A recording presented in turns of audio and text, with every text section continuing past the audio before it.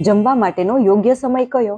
તો ઘણા લોકો કહેશે કે સવાર બપોર સાંજ જમવું જોઈએ, ઘણા લોકો કહેશે કે સવાર સાંજ જમવું જોઈએ, ઘણા લોકો કહે કે સાંજ પછી ના જમવું જોઈએ. તો આયુર્વેદ શું કહે છે? આયુર્વેદ કહે છે કે કાલ ભોજનમ આરોગ્ય કરાણામ શ્રેષ્ઠમ, એટલે કે સમયસર જમવું એ આરોગ્ય ટકાવી રાખવા માટેનો શ્રેષ્ઠ ઉપાય છે.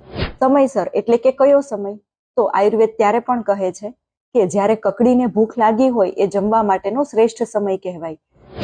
અગાઉ લીધેલું ભોજન એ વ્યવસ્થિત પચી ગયું હોય, ઓડકાર એકદમ શુદ્ધ આવતા હોય, પેટમાં જરા પણ ગડબડ જેવું ન લાગતું હોય, એ જમવા માટેનો શ્રેષ્ઠ સમય છે.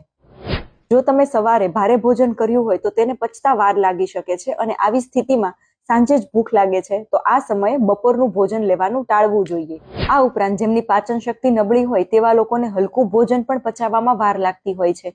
માટે હવેથી જ્યારે જમો ત્યારે સવાર બપોર સાંજ કે ઘડિયાળના કાંટાને જોઈને ના જમતા, પણ તમારા પેટને પૂછીને જમજો. આ વિશે કંઈ પણ પ્રશ્ન હોય તો કમેન્ટમાં જરૂરથી જણાવજો.